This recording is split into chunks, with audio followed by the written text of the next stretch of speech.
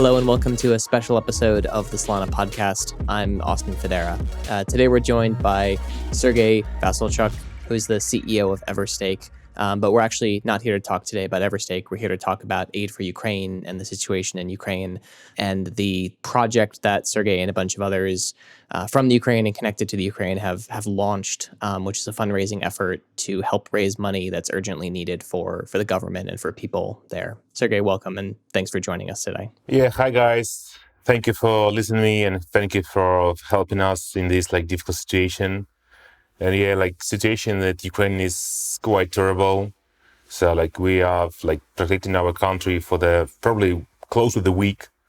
And we are struggling with one of the biggest army in the world.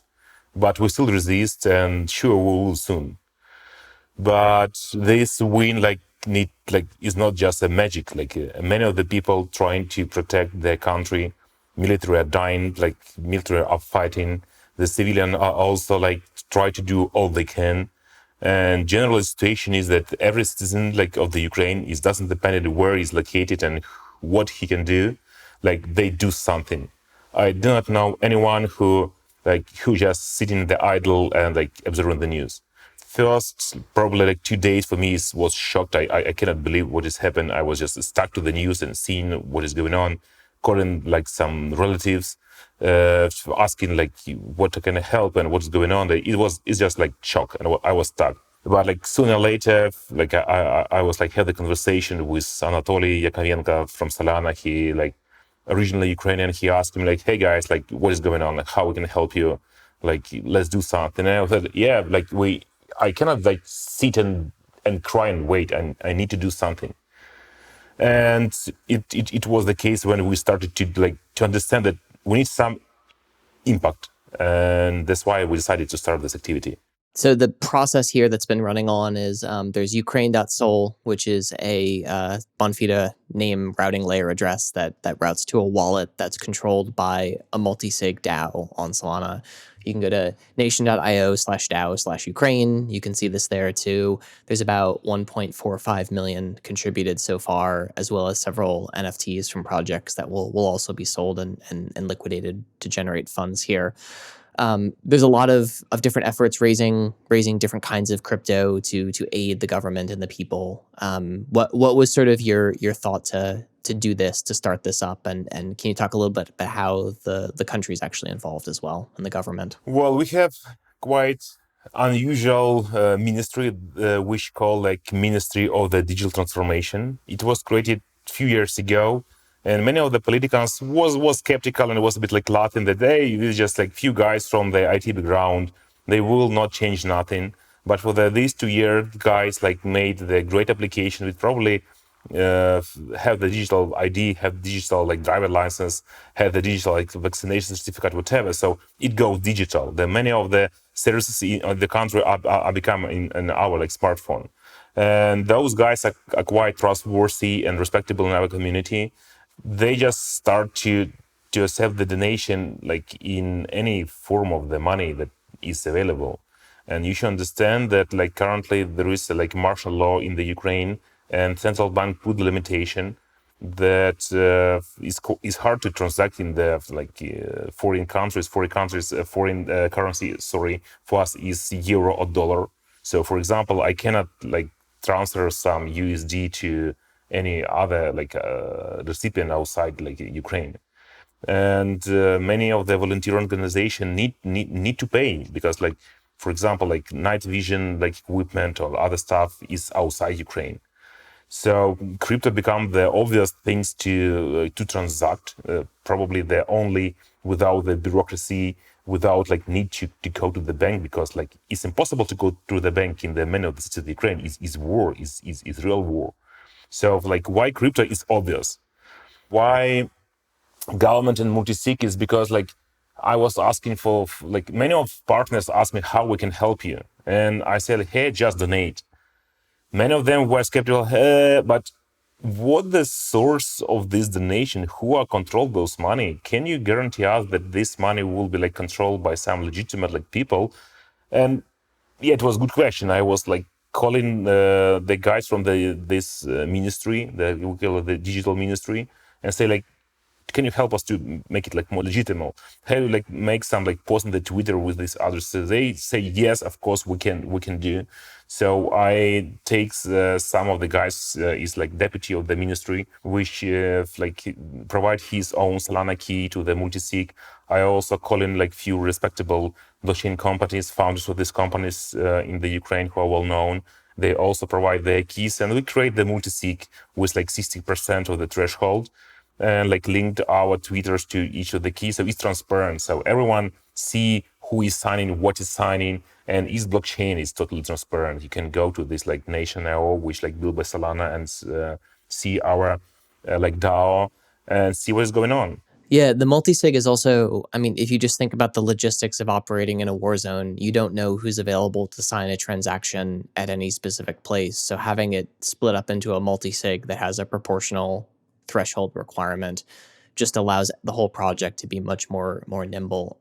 So funds that are collected into this DAO, they're then going to the request from the government is pretty much to receive fiat currency at the end. Is that correct? Yeah, like there is like two problems here. Problem one is the martial law with restriction. Problems two that currently in the Ukraine there are not much like exchanges which are able to transact in the USDT or in the foreign currency that we need to convert. And if there are some, they are not like very scalable, and sometimes like vendors like don't accept the crypto.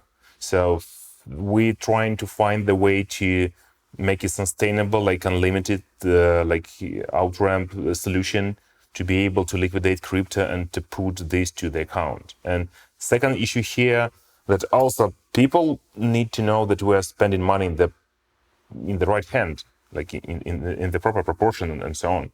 So, and you should understand that the only like trustworthy for the everyone like outside the Ukraine is government. So government is successfully resisting for the biggest army in the world.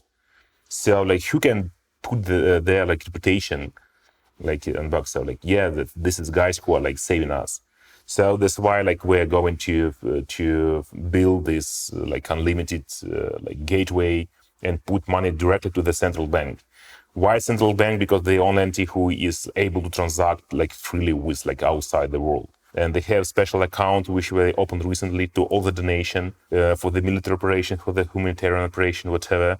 And we're going to fund like those accounts. After we'll try this to the some like scale amount, like not a significant amount. Like I believe like 1 million is not significant amount to have the impact in this like strategy war. We'll be trying to advertise the solution for the wide audience. Like I want to build something that would allow like every crypto holder, like doesn't depend from his like size, it will be hamster like OVL, to donate an impact like as easy as $1 to $10 million. This is something that we're going to build like probably just tomorrow.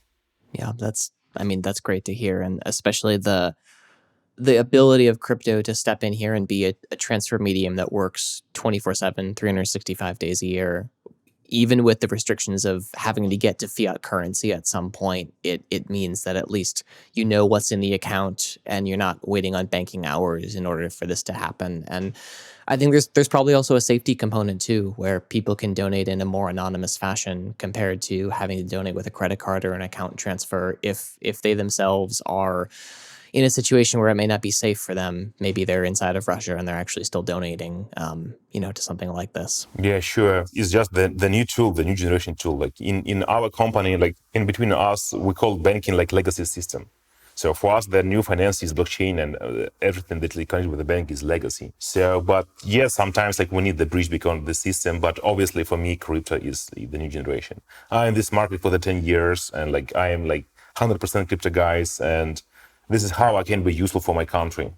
So there's a real asymmetry of information here, as far as the media has been reporting that many people who are in Ukraine are not able to necessarily always get information out, and it's a little bit hard to understand what's always going on over there, especially for someone like me who's in the United States. What have you sort of been hearing from friends and family and colleagues about the situation there now? Well, I'm on the wire like every minute. So you understand, like my parents stayed there, my sisters stayed there, my friends stayed there, like everyone who stayed there, like males are putting the guns and like protecting the territory, female like trying to be helpful with like volunteering with the medicine, with anything. Even kids try to do something, but it's not possible everywhere.